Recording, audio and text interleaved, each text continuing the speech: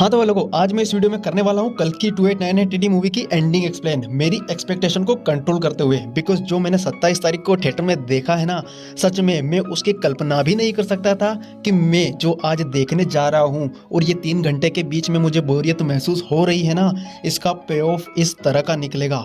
Literally what a moment man. वो हमने हनुमान में देखा था ना कि पूरी मूवी एक तरफ एंड जब खुद हनुमान जी आते हैं मूवी के क्लाइमेक्स में वो एक तरफ, वही वाला मोमेंट यहाँ पर भी हुआ।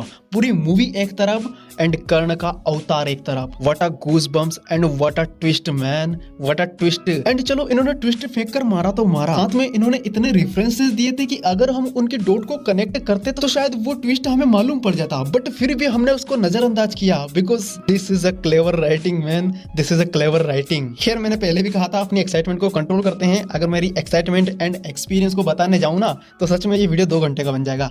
खैर इस वीडियो में हम कुछ क्वेश्चन आंसर जानने वाले हैं, जैसे कि कर्ण तो महाभारत में मर चुका था, तो यहाँ उसका रीइंकार्नेशन कैसे हो चुका है। एंड अर्जुन के धनुष गांडीव को जब मशीन एंड कोई इंसान नहीं उठा पा रहा था तो फिर सुप्रीम यास्की ने उसको अपने हाथ में कैसे उठा लिया। एंड इसके अलावा और भी कई सारे क्वेश्चन।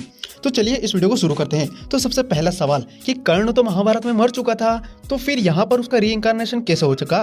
तो देखो इसका एक्चुअली आंसर दे पाना तो बहुत मुश्किल है, बट यहाँ पर मेरी एक थ्योरी है। एंड थ्योरी के अकॉर्डिंग हमने हर एक युग में, सतयुग, त्रेता एंड द्वापर युग में देखा है कि भगवान का साथ देने के लिए कई भगवान अपने अंश या फिर कहो कि दूसरे रूप में अवतरित होते हैं ताकि वो भगवान का सहयोग करे और धर्म की स्थापना कर सके। जैसे राम जी का साथ दिया था लक्ष्मण जी ने, हनुमान जी ने, वैसे ही मुझे लगता है कि उन्हीं भगवान की रीइंकार्नेशन होगी घोर कलयुग के युद्ध में और वो सहयोग करेंगे भगवान कल्कि का धर्म की स्थापना करने में। एंड अगर हम इन सारी चीजों को साइड भी कर दें तो हमने पास्ट तो देखा है कि महाभारत में क्या हुआ, रामायण में क्या हुआ, पर हमें ये थोड़ी पता है कि घोर कलयुग में क्या होगा। तो मे भी ये क्रिएटिव लिबर्टी लेते हुए नाग अश्विन सर ने इमेजिन किया हो कि व्हाट इफ अगर कर्ण भगवान कल्कि का साथ दे तो। जैसा कि हमने आरआरआर में देखा है कि राम एंड भीम मिले, असलियत में वो कभी भी एक दूसरे से नहीं मिले थे, बट राजा मौली सर ने क्रिएटिव लिबर्टी लेते हुए क्या हो अगर ये दोनों फ्रीडम फाइटर एक दूसरे से मिले होते तो क्या होता। ये इमेजिनेशन के थ्रू जिस तरह आरआरआर में प्रेजेंट करा उसी तरह से शायद नाग अश्विन सर भी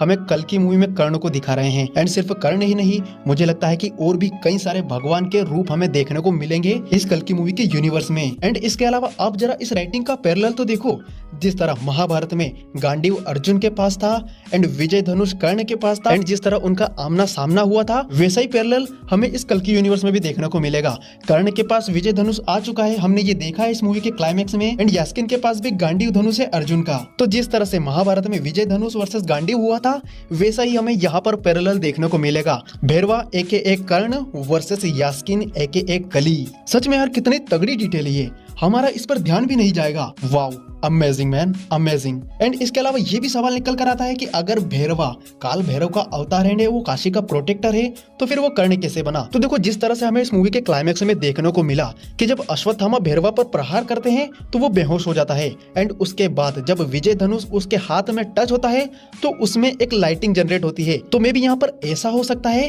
कि उस विजय धनुष के स्पर्श से भैरवा में उस विजय धनुष की पावर सबकॉन्शियसली आ चुकी थी।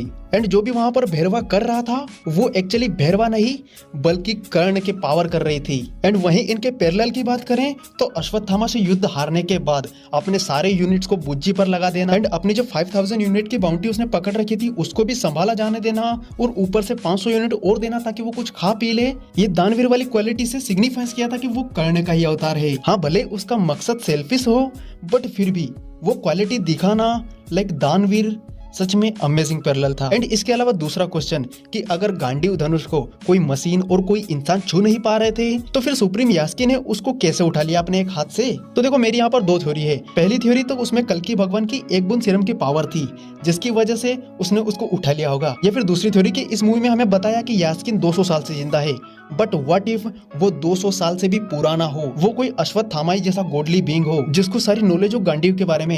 एंड कहा जाता है कि गांडीव धनुष वही यूज कर सकता है जिसको उसकी सही से नॉलेज हो। एंड ऐसा भी माना जाता है कि कली महाभारत काल में भी एग्जिस्ट करता था, तो मे बी ये यास्किन वहीं से एग्जिस्ट करता हो एंड इसको पूरी नॉलेज हो गांडीव को समन करने की, शायद इसीलिए उसने मूवी के क्लाइमेक्स में गांडीव को समन कर लिया। खैर इसको थोड़ा और डीप में किसी और वीडियो में एनालाइज करेंगे। बाकी इसके अलावा आप अपने ओपिनियन एंड अपनी थ्योरीज मुझे जरूर बताना। So without wasting any time let's end the video. Bye bye, see you soon, take care.